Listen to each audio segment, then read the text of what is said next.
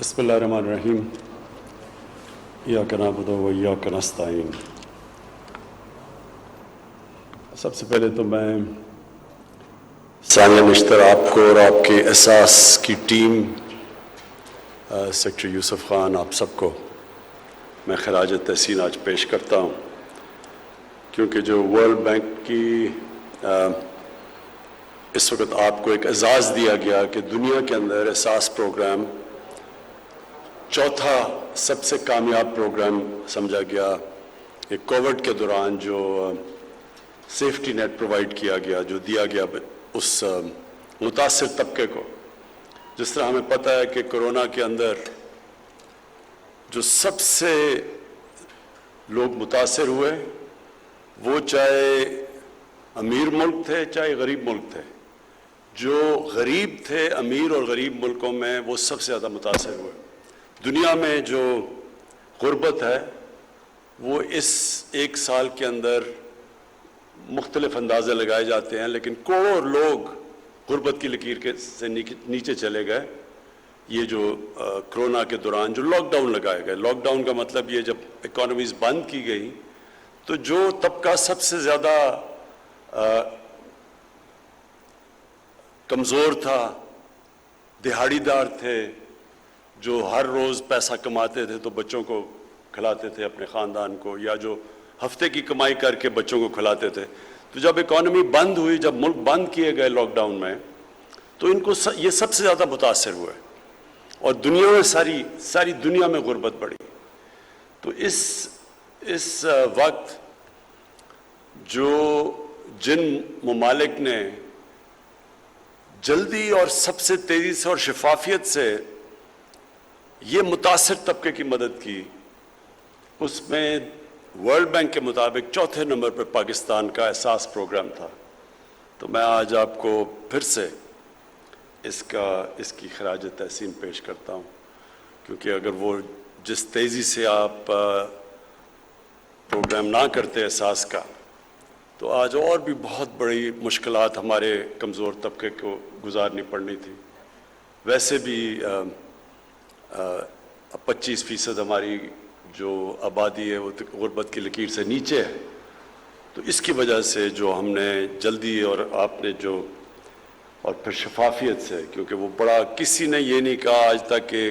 کسی کو سیاسی بنیاد پہ یا فائدہ پہنچایا ہو یا نقصان پہنچایا ہو، یہ کسی کی طرف سے کمپلینٹ اس لیے نہیں آیا کیونکہ ٹیکنالوجی کا استعمال کیا گیا اور بہترین طریقے سے سب مستحق لوگوں کو امداد کی گئی۔ اب یہ جو آج آپ نے پروگرام لانچ کیا ہے،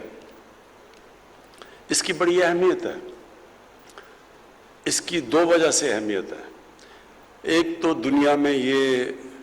ایک چیز ثابت ہو گئی کہ جب بینکنگ سسٹم کے اندر لوگ آتے ہیں تو وہ بینکنگ سسٹم کے اندر جیسے جیسے وہ رجسٹر ہوتے ہیں اس ملک میں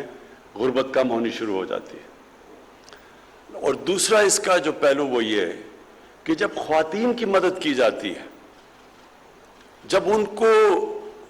کو آپ روزگار دیتے ہیں یا ان کو جو اس کا جو لفظ ہے فائنینشیل انکلوژن، ان کو بھی آپ لے کے آتے ہیں فائنینشیل سسٹم کے اندر،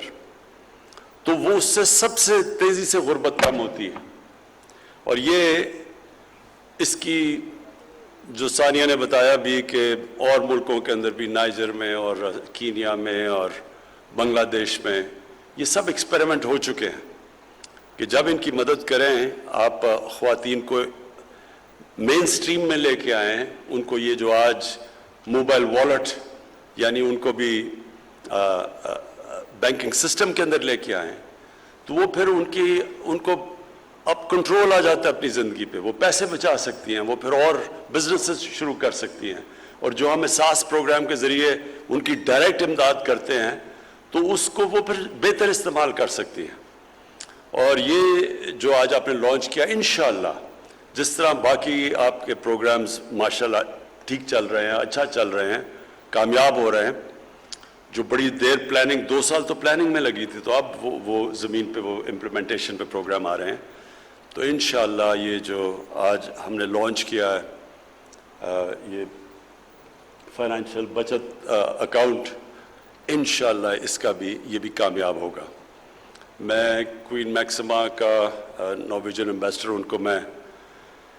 उनका शुक्रिया अदा करता हूँ क्योंकि उन्होंने ख़ास पाकिस्तान आई और उन्होंने इस चीज़ में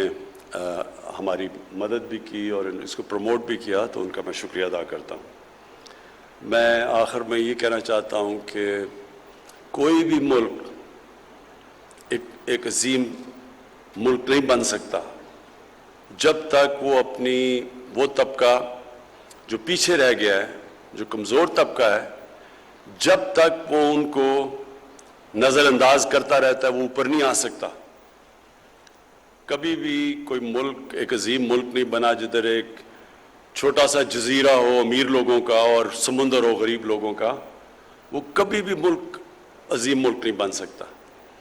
और हमारा जो नबी सल्लल्लाहु अलैहि वसल्लम ने मदीना की रियासत में साबित करके दिखाया था कि पहली दफ़ा दुनिया में एक रियासत ने जिम्मेदारी ली थी अपने कमज़ोर तबके की, एक फलाई रियासत बनाई थी, और वो दुनिया इस चीज़ की शाहिद है, विटनेस है कि इतनी तेज़ी से कभी कोई कौम दुनिया की तारीख में ऊपर नहीं आई। और वो कौम ने फिर दुनिया की इमामत की कई सदियों के लिए, और उसकी